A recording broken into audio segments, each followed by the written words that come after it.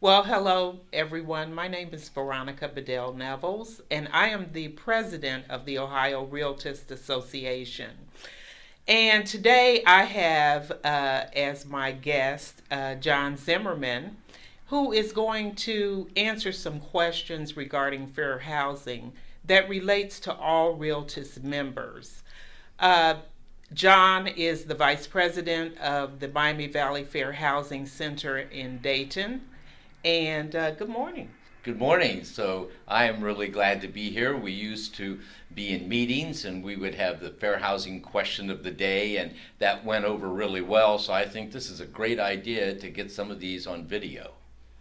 I do too. And I think it's very, very important because we all take it for granted what fair housing laws are and how we are breaking the law. So, John, I have some questions for you. And the Okay. first one is, how does Fair Housing or the Fair Housing Act cover lending, appraising, home inspections, and other areas of housing that intersect with the home purchase? Okay, so I have a really great example, and that is lending. So, lending is covered by the Federal Fair Housing Act, the Ohio Fair Housing Act. In fact, Ohio's Fair Housing Act is actually stricter than the federal law. And some of the things that I can just give you a great example is that we never want to have our prospects scared or steered away by a lender's questions.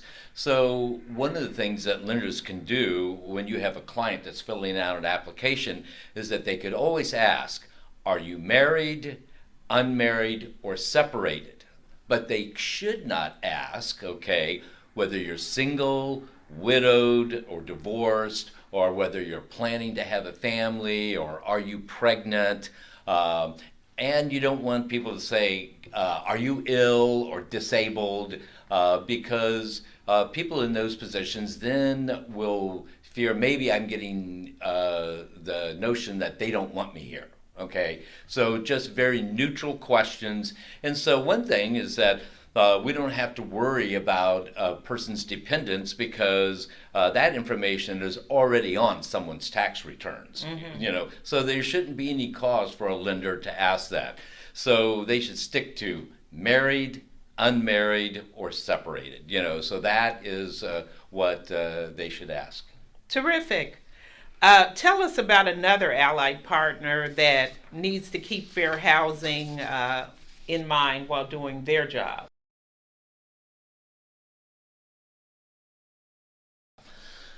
Well, I think one of the big things that impacts all of our purchasers, sellers, and all realtists or realtors are appraisers. And so appraisers, they should not take the ethnic makeup or the color or the race of buyers or sellers or the ethnic makeup of residents of a neighborhood into account when they're making appraisals. But it still happens today because of a old practice that comes from the early 1900s. In the early 1900s, as the federal government got involved in home loans and stuff, they had all these regulations. And one of the things that they did was that they required that all neighborhoods be rated on a scale of A, B, C, or D. And it just so happened that D neighborhoods were ones that you shouldn't loan in.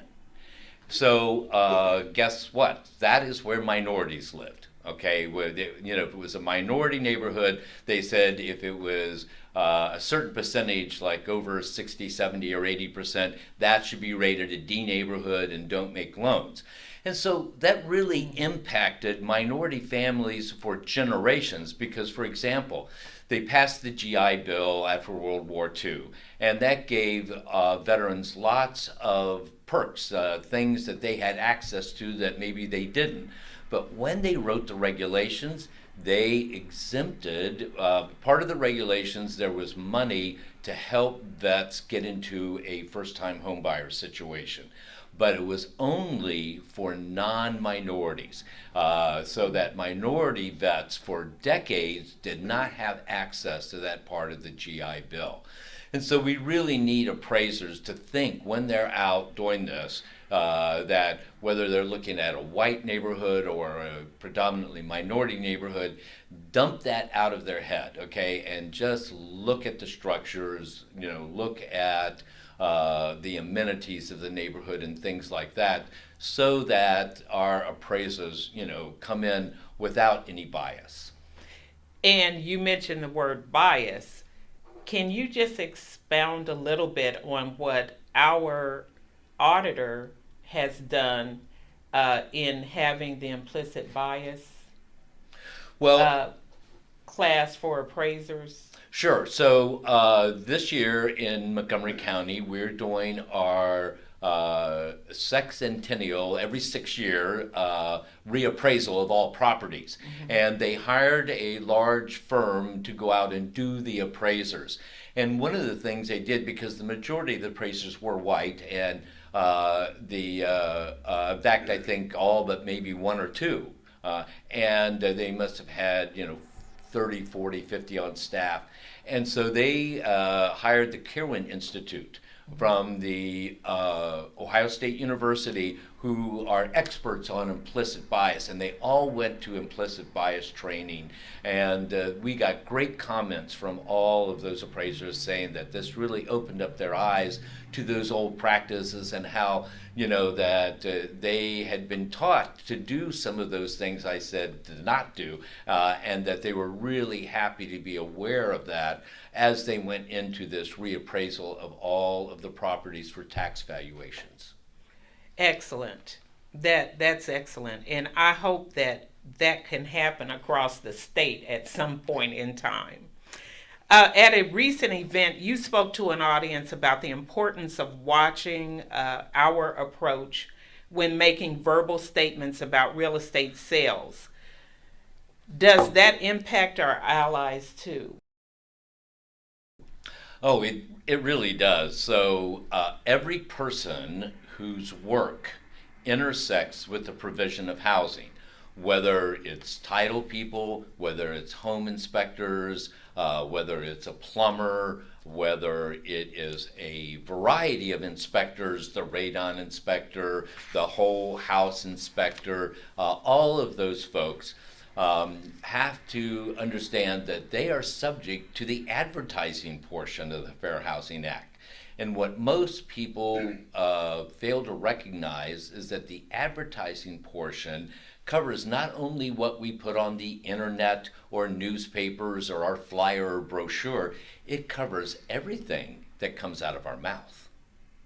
Oh. Okay, and so that it's very explicit. It says statements are covered under the Fair Housing Act, and that one of the things we can't do is based on a person's protected class status, religion, disability, race. We can't make statements that would discourage them from purchasing a home. So a great example is that, we could go to the closing table, and there would be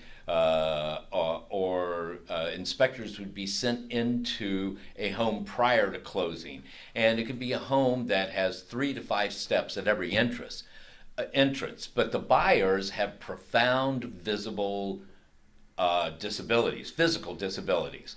And we can't have housing professionals saying to them like, "Yeah, you really want to buy this? You can't walk very well. It's going to be really hard to renovate this. It's going to be really expensive." Those types of things discourage buyers, and people with disabilities tell me they would just like to have people sometimes be quiet and let them observe that they are not children just because they have a physical disability, that they always feel they are talked down to when people start treating them like they're their own children or their own parents. They are bona fide buyers. If they're qualified to buy, they can make a decision about purchasing a home. And if they want to spend a lot of money on renovations, that's their business.